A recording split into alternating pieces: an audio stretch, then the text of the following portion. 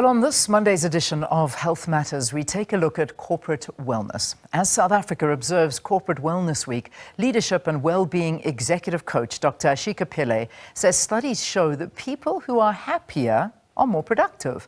She also says research is clear that people are prepared to leave workplaces that are not good for their health. Now, with so many life challenges facing societies today, including marital problems, divorce, health issues, over-indebtedness in these difficult economic times, how does the workplace provide a conducive environment to encourage a healthy, happy and productive workforce? Dr. Ashika Pillay, Chief Wellbeing Officer at Emergent Africa, joins us to talk about this topic. So nice to have you, Dr. Pillay. Thank you very, very much for your time. Thank you so much, Leanne, and great to be here on this segment on corporate well-being at work as well. Let's talk the basics. Corporate wellness. I think we tried in the introduction to paint a picture of what that's all about. Perhaps maybe from your perspective, though, you can add in the missing gaps. Talk to us about the meaning of employee wellness. So, we as workers in an engaged community, we spend about 90,000 hours or 1/3 of our lives at work. And we know that this is hugely important and a hugely important driver of overall well-being because of the amount of time that we spend at work. And for me, what is important is not so much about how we prevent mental well-being or mental health issues. It's about how we promote thriving in the workplace. What is really important is looking at very kind of dynamic areas of well-being and looking at well-being from a holistic perspective, which is not just mental well-being, but physical and spiritual well-being as well. And that's the reality. I mean, you find that there are so many challenges that are facing employees at the moment. I mean, I could rattle off a list and not stop for the rest of the interview, but it is not easy out there. But what are you finding that are some of the most common challenges that employees are facing in this corporate world? So recently, one of the big analytics companies, Gallup, actually released their State of the Workplace report, actually just a couple of weeks ago, the 12th of June. And what it actually shows is that only about 1/3 of the workplace is actually thriving, which means that a huge percentage, the rest of them, are either struggling or suffering. Workplace burnout has really taken a huge place in the global workforce stage. And this is counter to what we want as thriving communities and organizations. In order to have optimal workplace performance, as well as have people that are thriving not only at work, but in their lives as well, we need to have a more integrated approach rather than the fragmented approach in workplace well-being. What I find is that companies are definitely spending more and more time and money in workplace well-being concerns and issues. However, we're not hitting the mark. The real issue is that we can't have a kind of symptomatic approach to workplace well-being. What we need to have is a root cause approach, which is where does workplace well-being start? And how do we ensure that we look at this from a grassroots upwards level, as well as from a leadership level?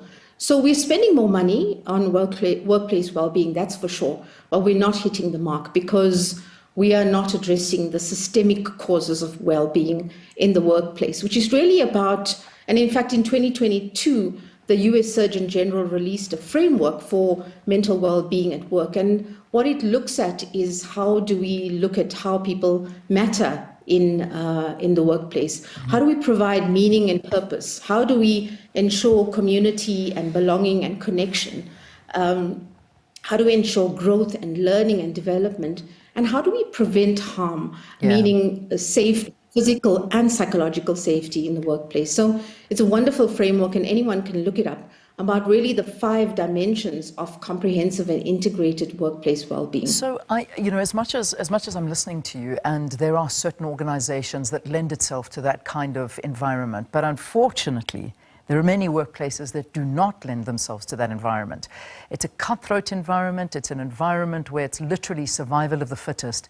And the reason being is that outside is very cold. There are no job opportunities as we sit around looking. And the problem is the employer sometimes knows that and treats you as such. And they're like, well, listen, if you want to go, there's a list of other people that want to come and take your position. So you either deal with this or you leave and you're out. Now, this is a theme that I'm hearing from a lot of people that, unfortunately, this has its, as much as you want to give your best, you can't give your best because you're just not being supported and you're being treated in a way that really is very hard. So, I mean, how do you speak to companies and corporates that are like that? So, that's a very short-term view of workplace productivity and thriving at the organizational level, because it costs the workplace so much more to replace a high-performing employee than it does to go and look at a workplace that is a place of thriving. And, one of the key areas that we're seeing in trends in the workplace is the struggle of the managers at the middle level as well as the leaders in an organization.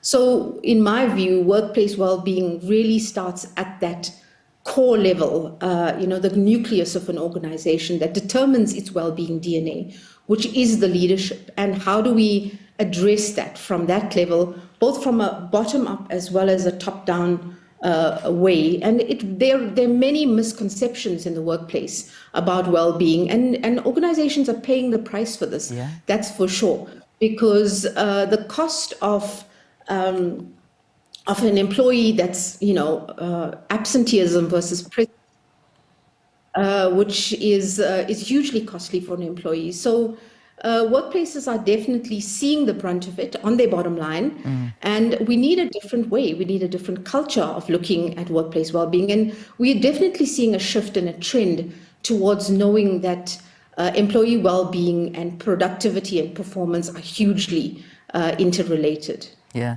and it is. I mean, it certainly is. You find that people that work in a happy environment in general are able to, thrive in their lives and in their jobs, and these are the things that happen. I had the most interesting interview with a young gentleman last week, and it was focusing around addiction and drug addiction. And he was actually working in an environment as a paramedic.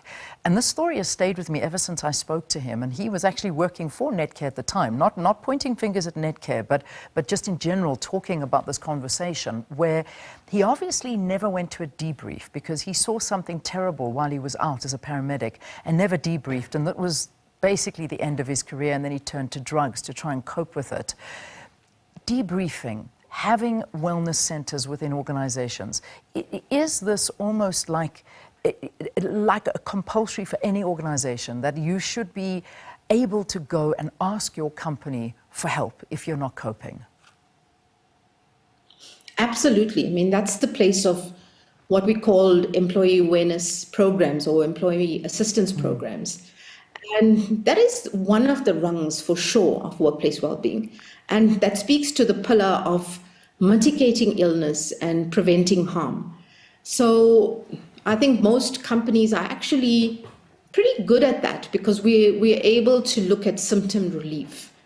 And it does help in a kind of traumatic job situation like the paramedic that you spoke to. However, the next perspective is how do we ensure that those employees actually not just do their job, but thrive at their work and become the kind of nucleus or the places of growing well-being in organizations. So to answer your question in a short way, absolutely, most companies actually meeting that mark. But how do we take it to the next level of ensuring that person is the best that they can be? Because this is hugely and it can cause exponential growth for an organization. So finally, as I let you go, Doctor, just very, very quickly, What are some of the more modern approaches to corporate wellness? Because we're living in a very digital age, and there must be more methods that we can support and assist employees to cope with work-related pressures. Yeah, I think the modern approaches are definitely looking at this multi-pronged approach of looking at flexible ways of, even looking at the whole hybrid versus, remote versus on-site employees, looking at creating workplace autonomy and flexibility with employees being able to work in the way that makes them thrive at their best. I am not so sure about the whole, technology, which is, using apps and things like that. That's definitely part of it. And really looking at where does well-being start in an organization. I think that's the fundamental. We definitely turned around from saying, how do we stop illness versus how do we look at performance in a more comprehensive way? And how do we ensure organizational and employee sustainability going forward? Because the burden of disease that creates in our communities and our countries is huge. Stress and burnout is a massive cost to the economy and to a company as well. All right, let's leave it there. Thank you. Very important topic. The Chief Wellbeing Officer at Emergent Africa, Dr. Ashika Pillay, talking to us about corporate wellness and how to encourage a healthy, happy, productive and thriving employee in the workforce as South Africa marks Corporate Wellness Week.